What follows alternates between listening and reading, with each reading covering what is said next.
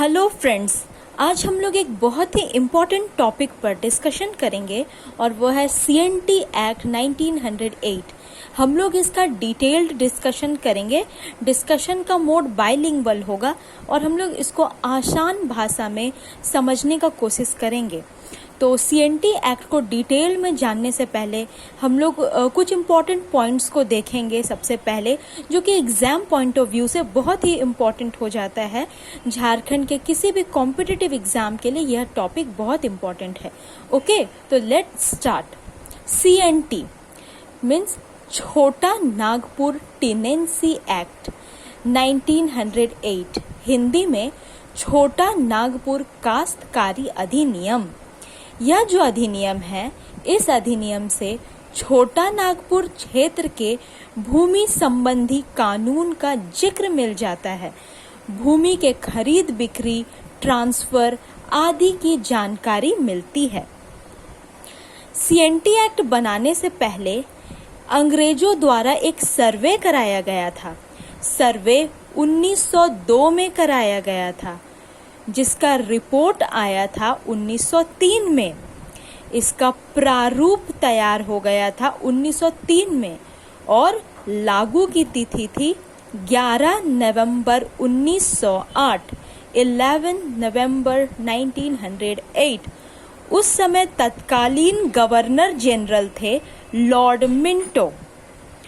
तो अंग्रेजों द्वारा इस एक्ट का नाम दिया गया था बंगाल रेगुलेशन 6 एक्ट 1908। ओके, आगे बढ़ते हैं। तो यह जो एक्ट है, यह इंडिया काउंसिल एक्ट 1892 के सेक्शन 5 को अमेंड करके जोड़ा गया था। हिंदी में भारतीय परिषद अधिनियम 1892 के धारा 5 के तहत सीएनटी एक्ट को जोड़ा गया। इसका ब्लूप्रिंट या फिर रूपरेखा तैयार करने वाले व्यक्ति का नाम था जॉन बैप्टिस्ट हॉफमैन, जो एक जर्मन पादरी थे, और इनको हेल्प करा था मिस्टर लिस्टर ने और मेजर हर्स्ट ने। ओके, इस कारण फादर ऑफ सीएनटी एक्ट कहते हैं जॉन बैप्टिस्ट हॉफमैन को। सीएनटी एक्ट को मैग्ना कार्टा ऑफ आदिवासी यानी कि आदिवासियों का महाधिकार पत्र कहा जाता है। यह जो सीएनटी एक्ट है, इसको संवैधानिक अधिकार प्राप्त हुआ था 1990 में। संवैधानिक अधिकार प्राप्त का मतलब होता है भारतीय संविधान में जुड़ना। तो 66वां संशोधन के द्वारा 1990 में सीएनटी एक्ट को 9th शेड्यूल यानी 9वीं अनुसूची में शामिल किया गया था। ओके, तो इतने पॉइंट्स को हम लोगों ने देखा जो कि बहुत इंपॉर्टेंट है।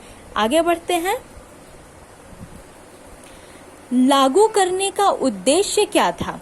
तो उद्देश्य था काश्तकारों यानी कि टेनेंट्स के जमीन की रक्षा करना, उनकी जितनी भी समस्याएं थी उनको सॉल्व करना, आदिवासियों के जमीन का हस्तांतरण यानी कि ट्रांसफर, जो कि गैर जनजाति में रोकना। ओके, मीन्स ट्राइबल लैंड का नॉन ट्राइबल को ट्रांसफर, उसको रोकना, ये उद्देश्य था। इसमें स्पेसिफिक एसटी या एससी के बारे में जिक्र नहीं था उस समय, क्योंकि जो एससी एसटी टर्म है ये भारतीय संविधान में आज़ादी के बाद जोड़ा गया। उससे पहले ऐसा कोई स्पेसिफिक टर्म नहीं था। तो जो इसमें सीएनटी एक्ट में सिर्फ काश्तकारों के जमीन के रक्षा के बारे में जिक्र है। ओके, तो ये जो सीएनटी एक्ट 1908 है, इसमें कुल 19 अध्याय मतलब 19 चैप्टर्स, 271 धाराएं, 271 सेक्शंस और 2 अनुसूचियां हैं, 2 शेड्यूल्स है, जिसको कि हम लोग बहुत ही डिटेल्ड और आसान भाषा, अपने बोलचाल के भाषा में बाइलिंगुअल डिस्कस करेंगे आगे। अभी हम लोग और कुछ इम्पोर्टेंट पॉइंट्स को देख लेते हैं। सीएनटी एक्ट लागू होने वाला जो क्षेत्र है वह है झारखंड के संथाल परगना क्षेत्र को छोड़ करके बाकी सभी क्षेत्र में यह लागू है। ठीक है, चलिए मैप के थ्रू एक बार देखते हैं। यह झारखंड का मैप हो गया। यहाँ पर संथाल परगना क्षेत्र है। संथाल परगना क्षेत्र में देवघर, गोड्डा, साहेबगंज, पाकुड़, दुमका और जामताड़ा यह 6 जिला आता है। इसमें बस सीएनटी एक्ट लागू नहीं है क्योंकि यहाँ पर एसपीटी एक्ट लागू है। उसके अलावा बाकी जितना भी क्षेत्र हो जाता है झारखंड का, उसमें यह एक्ट लागू है। ओके, तो एक बार और देखते हैं। देखिए लागू क्षेत्र क्या है, तो 4 प्रमंडल। झारखंड में कुल 5 प्रमंडल है, तो एक संथाल परगना को छोड़ दें तो बाकी 4 प्रमंडल यानी 4 कमिश्नरीज में लागू है। इन 4 कमिश्नरीज में 18 जिला आता है, 18 डिस्ट्रिक्ट्स। झारखंड में कुल 24 डिस्ट्रिक्ट्स है, तो जिसमें से कि 6 डिस्ट्रिक्ट संथाल परगना में है, तो वहां पर लागू नहीं है, बल्कि 18 जिलों में लागू है। इन 18 जिलों में 34 अनुमंडल 34 सब डिविजन्स आते हैं। तो पहला पलामू प्रमंडल में लागू है, जिसमें 3 जिला है, पलामू, लातेहार, गढ़वा और 7 अनुमंडल है। ओके, तो पलामू प्रमंडल यहाँ पर है। पलामू, गढ़वा और लातेहार यहाँ लागू है। उत्तरी छोटा नागपुर में लागू है, जिसमें 7 जिला है, चतरा, हजारीबाग, कोडरमा, गिरिडीह, धनबाद, बोकारो, रामगढ़ और 12 अनुमंडल हैं। तो उत्तरी छोटा नागपुर इस वाले क्षेत्र में है, जहां पर चतरा, हजारीबाग, कोडरमा, गिरिडीह, धनबाद, बोकारो, रामगढ़ यहाँ लागू है। अब दक्षिणी छोटा नागपुर में 5 जिला है, रांची, खूंटी, सिमडेगा, गुमला, लोहरदगा और 8 अनुमंडल है, तो यहाँ लागू है। यहाँ पर देखिए मैप में, यहाँ पर रांची, लोहरदगा, गुमला, सिमडेगा, खूंटी तो यहाँ लागू है। ठीक है, फिर कोल्हान प्रमंडल में 3 जिला है, पूर्वी सिंहभूम, पश्चिमी सिंहभूम, सरायकेला खरसावा और 7 अनुमंडल है, तो यहाँ लागू है। यहाँ कोल्हान, ये रहा कोल्हान प्रमंडल, यहाँ पर पूर्वी सिंहभूम, पश्चिमी सिंहभूम और सरायकेला खरसावा में लागू है। ओके, हो गया। और संथाल परगना में लागू नहीं है, जो कि हम लोग देख लिए। देवघर, दुमका, गोड्डा, साहेबगंज, पाकुड़, जामताड़ा यानी 6 जिला और 8 अनुमंडल में लागू नहीं है। आगे बढ़ते हैं हम लोग। सीएनटी एक्ट में अभी तक 26 बार संशोधन, अमेंडमेंट्स हो चुका है। सबसे पहला जो संशोधन हुआ था, फर्स्ट अमेंडमेंट 1920 में हुआ था। यह बहुत ही इम्पोर्टेंट पॉइंट है। पहला संशोधन कब हुआ था, तो 1920 में। और अंतिम बार रघुवर सरकार द्वारा 2016 में कुछ संशोधन को प्रस्तावित किया गया था। ठीक है, ओके, तो वो क्या क्या था? 2016 में 3 सेक्शंस में संशोधन करने का कोशिश, धारा 21 में, धारा 49 में और धारा 71A में। धारा 21 क्या कहता है? ऐसे सारे धारा और चैप्टर्स को हम लोग देखेंगे डिटेल में। अभी यहाँ पे बस जानने के लिए हम लोग बस इसको इम्पोर्टेंट पॉइंट्स में देख लेते हैं। धारा 21 में क्या है? जो एग्रीकल्चरल लैंड होता है, कृषि कार्य भूमि को नॉन एग्रीकल्चरल लैंड, गैर कृषि कार्य के लिए यूज नहीं होगा। बट जो संशोधन लाया गया था उसमें क्या था कि गैर कृषि कार्य के लिए भी यूज होगा। ओके, धारा 49 क्या कहता है? जो ऑक्यूपेंसी रैयत होता है, अधिभोगाधिकार रैयत और भूईहरी का जमीन, इसको भी हम लोग देखेंगे। भूईहरी जमीन जो होता है वो उरांव की जमीन को कहते हैं। इसको भी मैंने डिटेल्ड में डिस्कशन किया था अपने लास्ट वीडियो में, आप लोग देख सकते हैं। ओके, अभी यहाँ देखते हैं पहले। ऑक्यूपेंसी रैयत और भूईहरी का जो जमीन होगा वह दो पर्पस के लिए ट्रांसफर हो सकता है। क्या क्या? खनन और कारखाना। तो जो संशोधन लाया गया उसमें कहा गया कि खनन और कारखाना के अलावा भी दूसरे कार्य जैसे school, hospital, road, social infrastructure के लिए भी भूमि का ट्रांसफर हो सकता है। ठीक है। और धारा 71A में संशोधन करने का कोशिश किया गया था। और एक पॉइंट नोट करेंगे, 2016 में एसपीटी एक्ट के धारा 13 में संशोधन किया गया था। ओके। और धारा 71 क के बारे में भी हमने जिक्र किया, तो उसको एक बार देख लेते हैं। धारा 71 क क्या है? इसमें किसी जनजातीय जमीन यानी ट्राइबल लैंड का गैर जनजाति नन ट्राइब को अंतरण यानी ट्रांसफर होने पर पुनः वापस दिलाने का प्रावधान है। इसमें क्या है? धारा 71 क के तहत SAR कोर्ट से कंपेंसेशन के द्वारा ट्राइबल जमीन को नॉन ट्राइबल व्यक्ति को ट्रांसफर किया जाता था। ओके। तो 2016 में प्रस्तावित संशोधन के अनुसार कंपेंसेशन के सहारे भी आदिवासियों की जमीन गैर आदिवासियों को हस्तांतरण नहीं होगी। ओके। लेकिन यह जो बिल जो लाया गया था संशोधन वाला, वह विधानसभा में पारित नहीं हो सका था। ओके।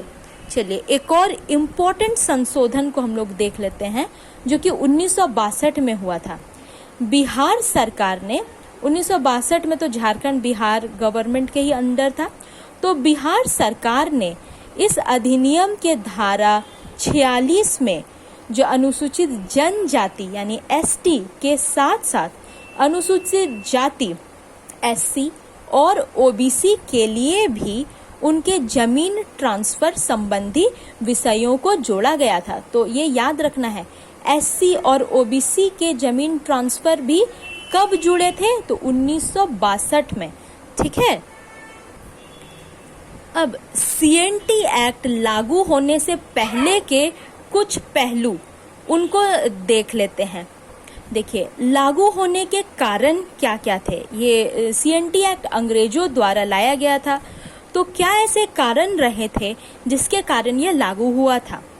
तो पहला कारण, अंग्रेजों द्वारा स्थायी बंदोबस्त परमानेंट सेटलमेंट को लागू किया गया था।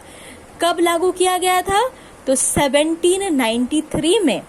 तो इससे जमींदारी व्यवस्था शुरू हो गई और जनजातियों का जमीन छीना जाने लगा। इसमें क्या हो गया? परमानेंट सेटलमेंट का जो प्रावधान था उसमें क्या हो गया? पहले सरकार, जो अंग्रेज सरकार थे उस समय, उसके नीचे जमींदार आ गए और उसके नीचे काश्तकार आ गए थे। ओके। दूसरा रीजन था कि अंग्रेजों द्वारा जंगल साफ करके वहां रेलवे, रोड आदि बनाया जा रहा था। तो हम लोग जानते हैं कि जनजाति लोग जंगल पे बहुत ज्यादा निर्भर करते थे, तो वैसे में अब जंगलों को साफ किया जा रहा था। तीसरा रीजन, जनजातियों का जंगल में प्रवेश वर्जित कर दिया गया, restriction to use forest produce. तो जनजाति लोग जो है जंगल से वे लोग लकड़ी, केंदू पत्ता, साल वृक्ष का इस्तेमाल करते थे, तो उसको वर्जित कर दिया गया। चौथा रीजन, नीलामी व्यवस्था शुरू हो गई थी, तो बाहर से लोग आकर के जमीन लेने लगे। बाहरी लोगों को जनजातियों द्वारा दीकू कहा जाता था। ओके, आगे। फिर पांचवा रीजन ये था कि जनजाति महिलाओं के साथ दुर्व्यवहार किया जाने लगा था और ठेकेदार, जमींदार, साहूकार सभी मिलकर यहाँ की जनता के जीवन में उथल पुथल मचा दिए थे। तो इन सब के कारण फलस्वरूप क्या हुआ? आदिवासियों का विद्रोह हुआ। 1789 में विद्रोह शुरू हुआ और यह 1795 तक विद्रोह चला था। और भी कुछ अन्य विद्रोह हुए थे। कोल विद्रोह 1831 से 32, भूमिज विद्रोह 1832 से 33, संथाल विद्रोह 1855 से 56 और आदि। तो इन विद्रोह का कारण अपने अपने कुछ प्रमुख रहे थे। एक स्पेसिफिक कारण भूमि का भी रहा था। ओके, तो इस तरह से बहुत सारा कई विद्रोह होने लगा। तो अब अंग्रेज समझ गए कि इस क्षेत्र में शांति स्थापित करना है तो यहाँ के जनजातियों के हितों को अनदेखा नहीं किया जा सकता। ठीक है, तो अब क्या हुआ कि अंग्रेजों द्वारा कुछ भूमि संबंधी कानून लाए गए। सबसे पहले विल्किंसन रूल आया। ओके, विल्किंसन रूल कब? तो 1837 में कैप्टन विल्किंसन ने कोल्हान क्षेत्र में रहने वालों के लिए नियम बनाए। ठीक है, लेकिन इससे भी क्या हुआ कि बाहरी हस्तक्षेप फिर भी जारी रहा था। तो ये क्या हुआ? ये फेल्ड हो गया।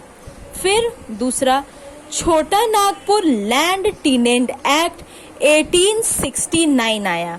हिंदी में छोटा नागपुर भूधृति अधिनियम 1869।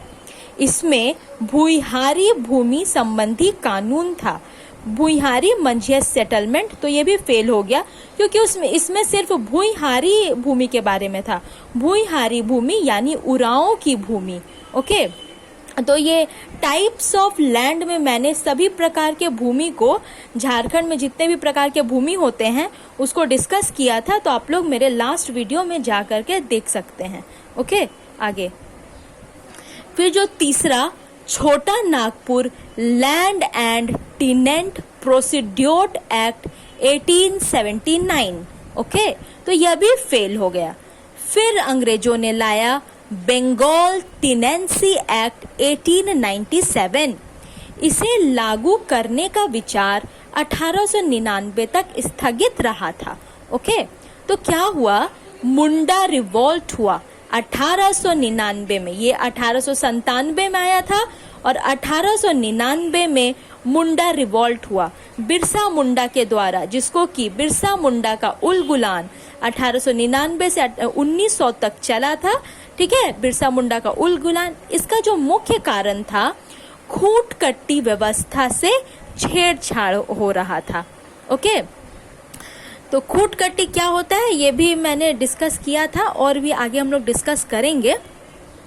तो अभी जो मुंडा रिवॉल्ट हुआ, अब 1900 तक जो चला था, अब यहाँ से CNT एक्ट 1908 बनने की प्रक्रिया शुरू हुई, जो कि अभी हम लोग जस्ट थोड़ी देर पहले देखे कि 1902 में सर्वे हुआ, 1903 में रिपोर्ट आया और 11 नवंबर 1908 में CNT एक्ट लागू हो गया।